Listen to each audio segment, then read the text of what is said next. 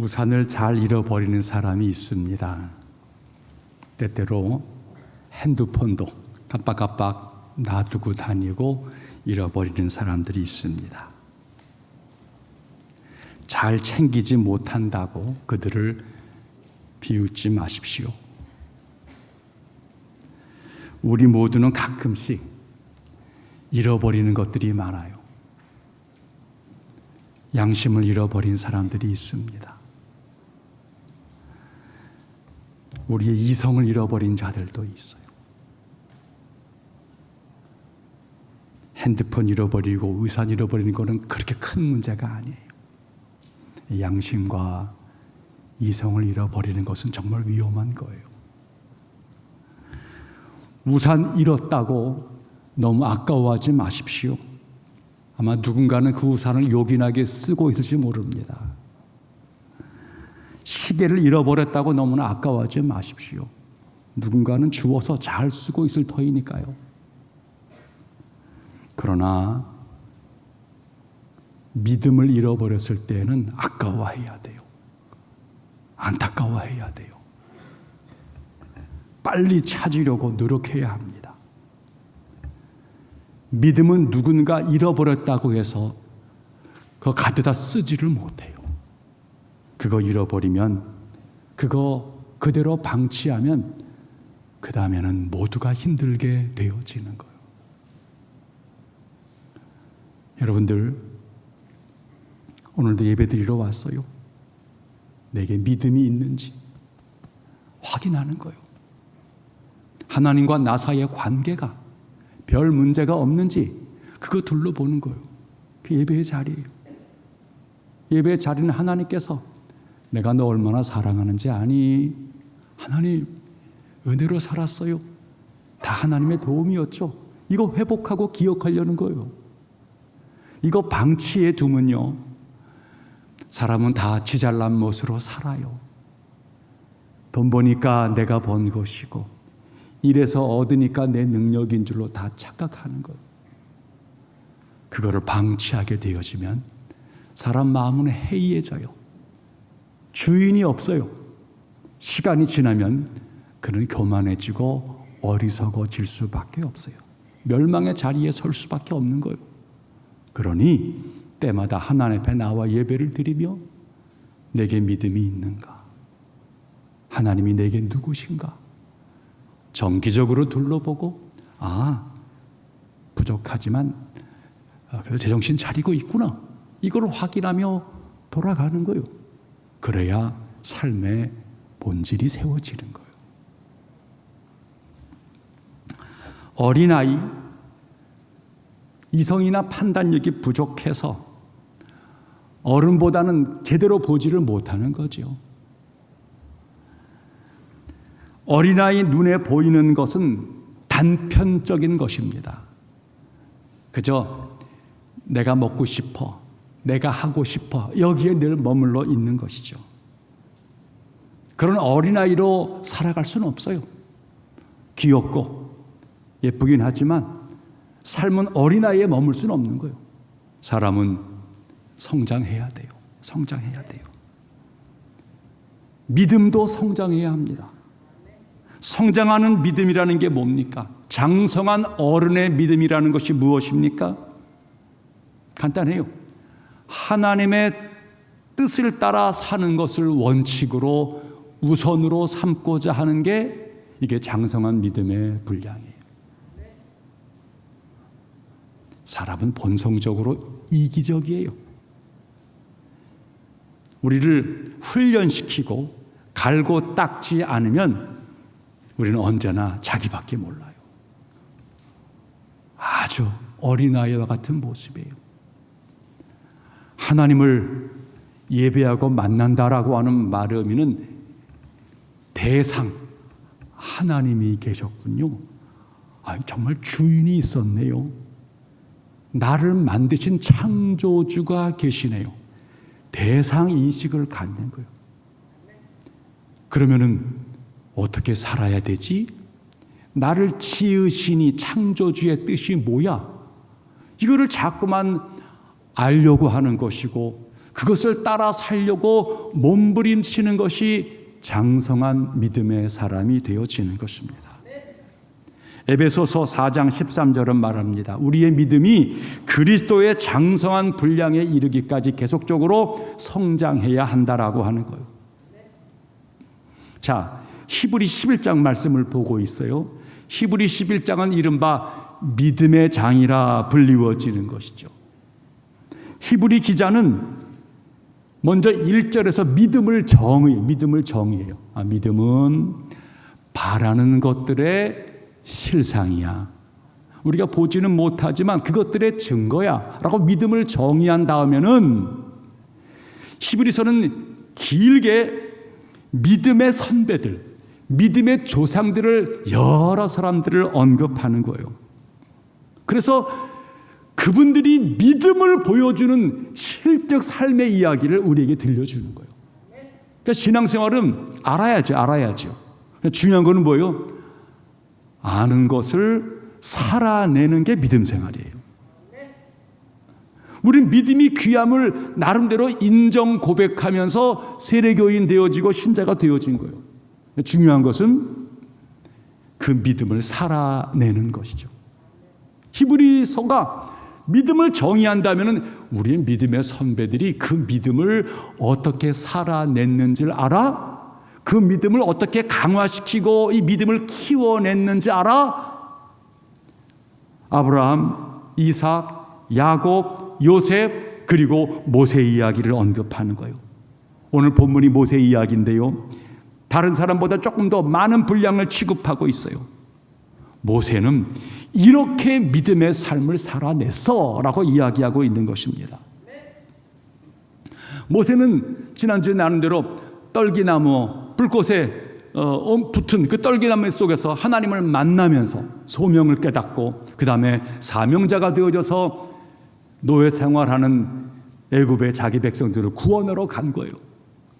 그리고는 극적으로 바로와 싸워내면서 10가지 하나님의 능력의 재앙을 일으키게 했고 극적으로 저들의 항복을 받아내고 이스라엘 백성을 가나안 땅으로 인도해내는 것이죠.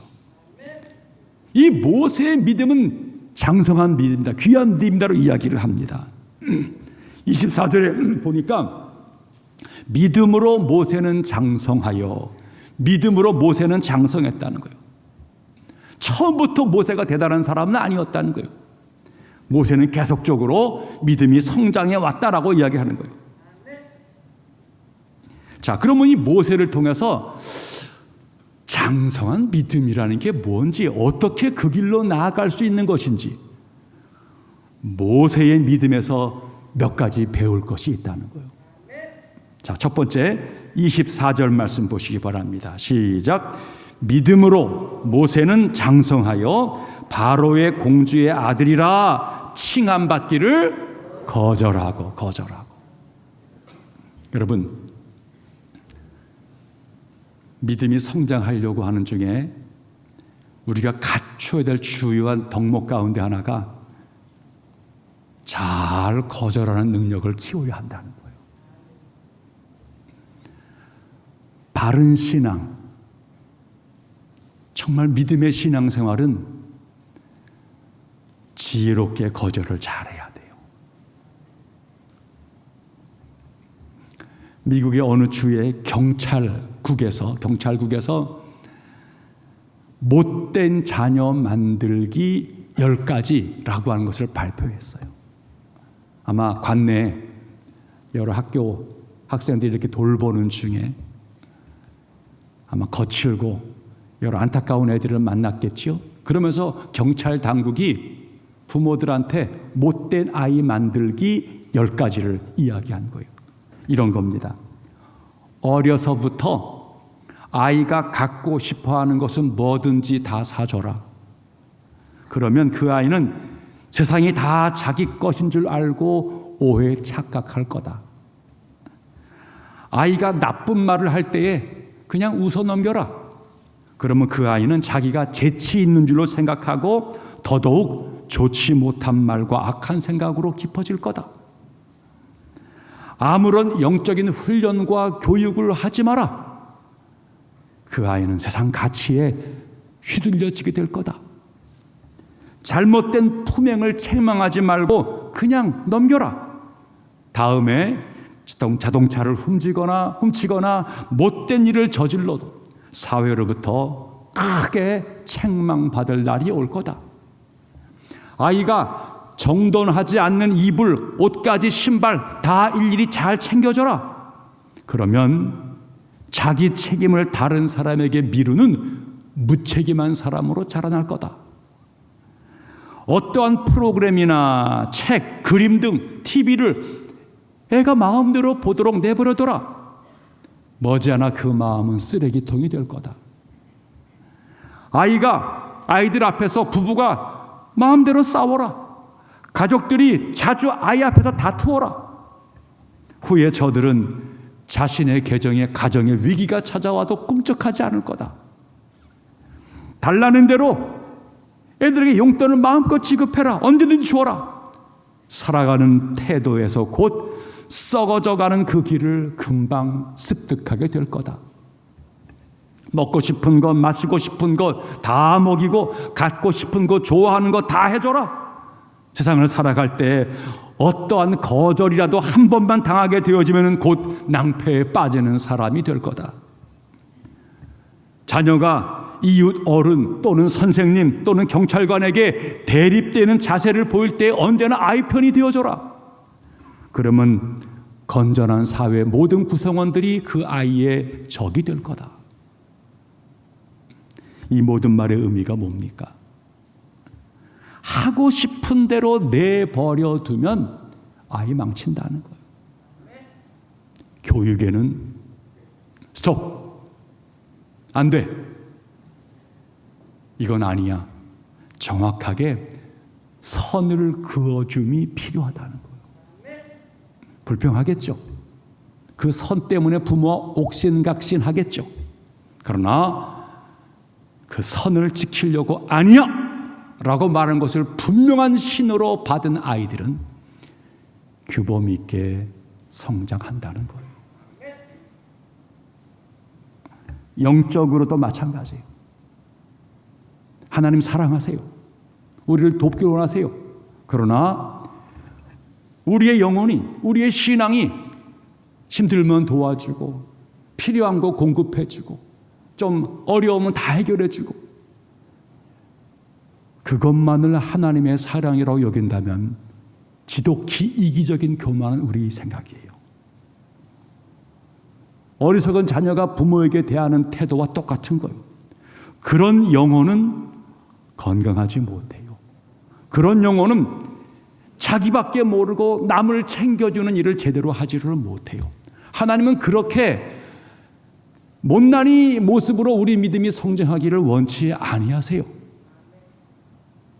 우리 믿음이 건강해지고 자기를 반듯하게 세울 뿐만 아니라 나아가 복음을 증거하고 다른 사람을 도와줄 수 있는 믿음의 분량으로, 장성한 분량으로 성장하기를 원하시는 거예요. 믿음 생활에도 단호한 거절, 지혜로운 거절이 있어요.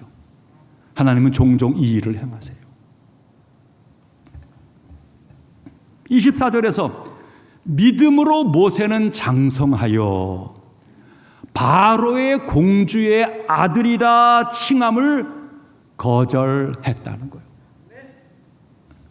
거절이란 받아들이지 않고 물리치는 것입니다.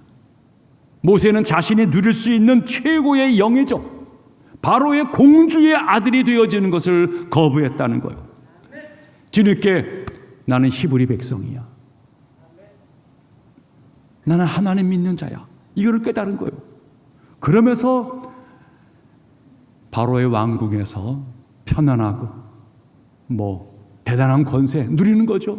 그러나 여기에 계속 있을 만은 없다. 모세는 공주의 아들됨을 거절했다는 거예요. 쉬운 일이 아니죠. 부귀영화를 거절한 것입니다. 장성한 믿음으로 나아가려고 하면 때때로 거절하면서 하나님께서 아니라고 한 거에 대하여서 내려놓을 수 있는 행동이 필요해요. 그래야 장성한 믿음이 되어져요. 하나님의 사람은 거절할 줄 아는 힘을 가진 자예요. 선을 거절하는 것이 아니에요. 의를 거절하는 것이 아니에요. 그거는 목숨 바쳐 하는 거예요. 그러나 자기 이익을 구하느라고 하나님의 거룩함이 위협을 받고 공동체가 위협을 받는 것에 대하여서 이건 아니다. 이건 아니다. 아니라 할 적에 아니라 할 수 있는 사람이 믿음의 사람이에요. 다니엘의 세 친구를 보십시오. 금 신상 앞에 절하라고 강요받았을 때에 절만 하면 보장해 준다는 거예요. 너희들은 영영한 왕의 신하가 될 것이고 내 앞날이 좋아질 거라는 거예요. 그러나 저들 아니요 할 때 아니요 한 거예요.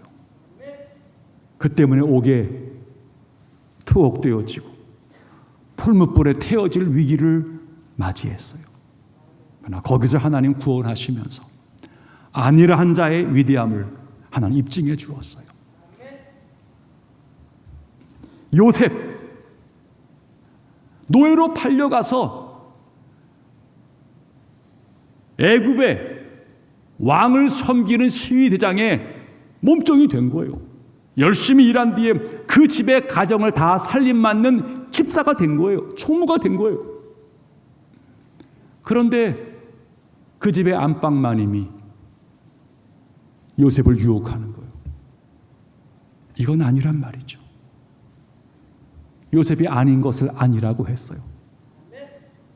그러다가 모함을 받고 투옥되어지고 고생을 많이 했어요. 그러나 아닌 것을 아니라고 말한 그 요셉을 하나님은 후에 세우셨고 애굽의 총리 대신으로 나아가 이스라엘의 구원의 주요한 시발점으로 요셉을 세워주었어요. 믿음은 때때로 불의 앞에서 고통스럽지만 거절할 용기를 갖춰가는 거예요. 성공과 부귀가 보장된 제한이 있지만 하나님 보기에 옳지 않아요? 죄송합니다. 제가 할 일이 아니네요. 아닌 것을 아니라 말할 수 있는 바로 그 사람에게 믿음이 턱 성장해 가는 장성케 되어지는 기회가 찾아와요. 25절 말씀 시작. 도리어 하나님의 백성과 함께 고난받기를 잠시 죄악의 낙을 누리는 것보다 더 좋아하고 성장하기 위해서는 거절하는 것이 필요할 뿐만 아니라 또 하나는 뭐예요? 더 좋아하는 것이 있어야 돼요. 안주하고 안일함에 빠져 있는 것이 아니라 박차고 일어나서 여기 오래 머물렀지만 계속 여기 있으면 안 되겠어. 나는 더 좋은 것, 더 위대하고 더 높은 것을 구하고 싶어. 믿음은 그런 갈망이 있어야 돼요. 88 올림픽 때 우리나라가 정말 많은 금메달을 따고 극적인 여러 승리를 많이 거두었죠. 그런 것 중에 여자 탁구 기억하시나요? 양영자 선수. 좋은 신앙인 줄로 알았지만 정말 기도하는 마음으로 우리 현정아 씨와 더불어 파트너가 되어져서 여러 금메달을 우리 탁구 경기에서 그야말로 중국을 꺾고 금메달을 몇 개를 땄던 것을 기억을 합니다. 그 양영자 선수 후에 금메달리스트에게 달달이 연금이 나오잖아요. 그 연금을 시골 개척교회에 연결을 시켜줘요. 자기에게 들어올 평생의 연금을 그 교회가 다 받도록 양보하고. 양효선은 몽골의 선교사로 가게 되어집니다. 후에 몽골에서 정말 고생을 많이 했다 해요. 처음에 풍토병 때문에 몸소 알아눕게 될 기회가 많았고, 한국에서 금메달리스트죠. 거기 가면 아무것도 아니잖아요. 그래서 여러 어려움을 많이 겪었다는 거예요. 냉담한 반응, 그리고 초창기 몽골 선교였기 때문에 한국 음식을 구하기가 어려웠어요. 그러니까 먹고 마시는 게 너무너무 힘들었어요. 후에 기자가 이 양영자 선교사에게 이렇게 질문을 합니다. 한국에서 보장된, 가만히 있어도 체육계의 지도자가 되달라고. 많은 사람들이 제안을 했지만 그거 다 내려놓고 어떻게 그렇게 고난의 삶을 선택했는지 선교사에게 물어보았어요. 그때 양 선교사가 했던 말입니다. 저는요, 제 안에 예수님의 사랑을 나누며 살고 있어요. 다들 어리석게 산다고 걱정하지만 예수님은 내게는 소망이고 기쁨이고 힘이며 능력입니다. 그리고요, 진정한 가치는 제게는 금메달이 아니라 천국의 면류관입니다. 정말 위대한 신앙 고백이에요. 진정한 가치는 금메달이 아니라 천국의 면류관입니다. 하나님의 뜻을 따르는 일을 더 좋아하고 거기서 행복을 택한 멋진 믿는 자의 신앙 고백이지요. 도리어 하나님의 백성과 함께 고난 받기를 잠시 죄악의 낙을 누리는 것보다 더 좋아하고 모세에게는 더 좋아해서 현재의 내 삶을 누릴 게 많아요. 혜택이 많이 있어요. 그러나 거기 계속 머물면서 안주하지 않고 나 이렇게 되고 싶어. 나 더 나아지고 고상해지고 싶어. 모세는 더 좋은 것을 선택했다는 거예요. 믿음은 그렇게 커가는 거예요. 여러분, 주세요, 주세요. 그렇게 믿음이 크는 게 아니에요. 우리의 믿음의 선배들은 생각하고 선택하고 결정하면서 믿음이 자라나게 만든 거예요. 신앙생활 가만히 앉아서 기도하고 주세요, 주세요, 힘들어요, 어려워요, 도와주세요. 그것만으로 믿음이 크는 것이 아니에요. 하나님 살아계심을 믿고 때때로 내 삶 속에서 거절할 때 거절하고 더 좋은 것에 대해서 선택해 나아갈 때 믿음은 성장해 가는 거예요. 잘 아시는 대로 우리의 질병의 상당 부분은요, 우리 자신을 방치한 거예요. 먹고 싶은 거 먹고 하고 싶은 것 하고 자신의 삶의 습관이나 태도나 이런 잘못된 것이 있어요. 이거를 방치하고 오랜 습관이 되어지면서 우리가 서서히 망가지는 흐름이 있었단 말이에요. 건강이란 뭡니까? 잘못된 습관을 이겨내고 땀 흘리는 게 좋은 것만 아니잖아요. 하지만 땀을 흘려야 되기 때문에 땀 흘리기를 선택하는 거예요. 눕고 싶지만 일어나서 산보 한번 하고 와서 누리라고 결심하는 거예요.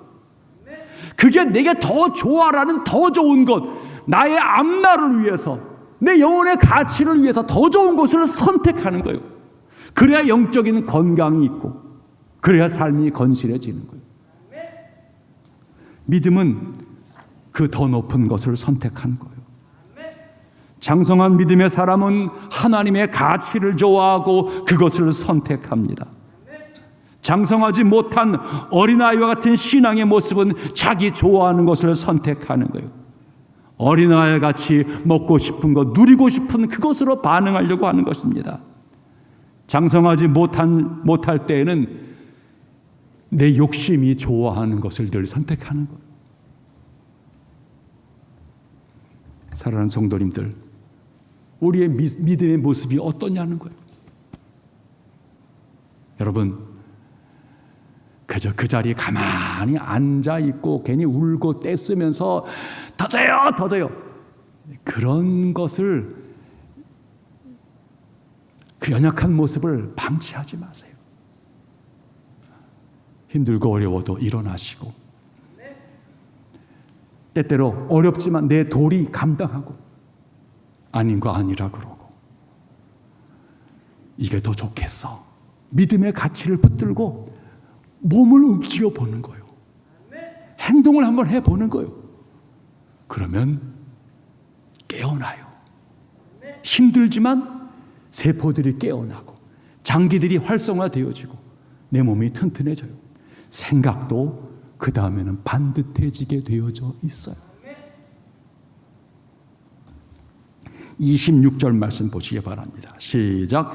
도리어 그리스도를 위하여 받는 수모를 애굽의 모든 보화보다 더 큰 재물로 여겼으니. 아멘, 아멘. 그리스도를 위해서 받는 수모를 애굽의 모든 보화보다 더 큰 재물로 여겼다는 거예요. 그리고는 위로부터 나를 하나님의 상급을 기대했다는 거예요.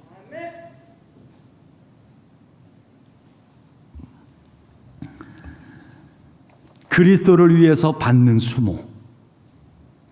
사실 믿음의 삶을 살아가고 하늘 가치를 붙잡으려고 할 때 세상에 그대로 용인하지를 않습니다. 이게 뭐 이따위 것이 있나? 왜 지잘난 채 하나? 네가 뭔데? 견고한 세상 앞에서 때때로 힘들 때가 있어요. 그래서 수모를 당할 때가 있어요. 억울함을 당할 때가 있어요. 그럴 때 모세가 어떻게 했어요? 그 수모를 애굽의 모든 보화보다 더 큰 재물로 여겼다는 거예요. 저들의 침뱉고 모욕하고 오히려 고통을 주는 그것을 애굽에서의 그 어떤 보화보다 이건 더 큰 재물이야 라고 여겼다는 거예요. 예수님께서 그러하셨어요. 침뱉음을 당하시고 뺨을 얻어 맞으시고 정말 모독적인 이야기를 너무나 많이 당하시고 고통스러웠어요. 하지만 주님께서는 하늘 보좌를 바라보셨어요. 자신의 십자가 뒤에 구원받을 많은 백성들을 바라보았어요. 그리고 견뎠어요. 그래서 히브리서 12장 2절은 말합니다. 믿음의 주여 또 온전케 하시는 이인 예수를 바라보자. 그는 그 앞에 있는 기쁨을 위하여 십자가를 참으사 부끄러움을 개의치 아니하시더니 하나님 보좌 우편에 앉으셨느니라. 여러분, 영광은 내가 쟁취하는 것이 아니에요. 영광은 믿음의 가치를 가지고 수모를 견뎌낸 자에게 하나님이 베푸시는 거예요. 그게 우리들이 싸우고자 하는 선한 싸움이에요. 잃어버리지 않으려고 싸우는 것이 아니에요. 내 어떤 이익을 지키려고 싸우는 것이 아니에요. 우리의 싸움은 하나님의 선한 가치를 붙잡는 중에 세상이 모독하고 수모를 주고 억울한 일을 당하지만 이것을 세상의 방식으로 보복하거나 세상과 싸우는 것이 아니라 내가 견뎌내야 될 위대한 가치로 여기면서 붙들겠다는 거예요. 이게 믿음의 싸움이에요. 이 싸움을 싸우는 중에 성도는 믿음이 증진되어지고 거기서 보석같이 빛나게 되어지고 소금과 역할이 바래진다는 거예요. 중국 역사에 송나라 시절 때부터 여성들에게 전족이라고 하는 제도가 생겼어요. 일종의 여성을 노예화한 거죠. 멀리 도망가지 못하도록 여성의 발을 인위적으로 성장을 못하게 만든 거예요. 처음에는 이 발을 이 가로축으로 3살에서 10살 되어지는 아이의 발을 칭칭 헝겊으로 감은 거예요. 성장을 못하도록. 그리고 조금 더 지난 다음에는 세로축으로 발가락부터 저 뒤꿈치까지 이렇게 거꾸로 감아 버리는 거예요. 그래서 전족의 여인들의 엑스레이를 찍어 보면은 마치 무슨 발굽이 이렇게 앞에가 발뒤꿈치가 닿고 가운데는 텅 비어 올라간 이상한 말발굽을 이렇게 세워놓은 것과 같은 모양의 뼈가 기형의 모습이 되어지는 것이죠. 그래서 15cm 이상의 발 이상으로 크지 못하도록 만들어 버렸다는 거예요. 여성을 노예화한 정말 끔찍한 만행이죠. 그런데 우리의 믿음을 한번 대비해 보는 거예요. 혹시 우리의 믿음이 전족 상태는 아니냐라고 하는 거예요. 발이 펴져야죠. 그래도 활기 있게 다니고 여러 역할을 할 수 있을 거 아니겠습니까? 전족이 되어지면은 제대로 걷지를 못하고 어린아이의 발걸음을 아장아장 거리는 거예요. 믿음을 이것저것으로 묶어 놓아서 제대로 성장하지 못하여서 기형적인 태도의 우리 자신들, 귀엽고 노르기 같은 모양은 되었는지 모르겠지만 성인답게 활동력 있게 살아내지 못하는 그런 믿음이라면 얼마나 안타깝겠냐는 거예요. 더 이상 자라지 못하는 믿음은 바른 믿음이 아닙니다. 얼겨맨 전족의 헝겊을 풀어버리고 발이 제대로 자라나도록, 믿음이 자라나도록 말씀을 붙들어야 돼요. 믿음이 성장해야 돼요. 모세에게는 이게 너무나 분명했어요. 달콤한 유혹 앞에서 분명한 거부권을 갖는 거예요. 아닙니다. 나 그렇게 하지 않겠습니다. 지금 누리는 것보다 더 좋은 것, 더 위대한 것에 대해서 갈망하는 마음을 갖는 거예요. 나아가 그리스도를 위해서 위대한 가치의 삶을 살려고 하다가 수모를 다하는 그 수모를 보화보다 더 큰 재물로 여기는 거예요. 그리고 상 주실 이는 하나님이시라는 것을 믿음으로 우러러보는 거예요. 그러면 믿음이 성장을 해요. 우리가 점점점 어른이 되어져 가는 거예요. 사랑하는 성도님들, 여러분의 지금 믿음의 모습은 어떠합니까? 있는 자리에서 연약함을 인정하시고 장성한 분량의 믿음으로 한 걸음 한 걸음 나아가게 되기를 축복합니다.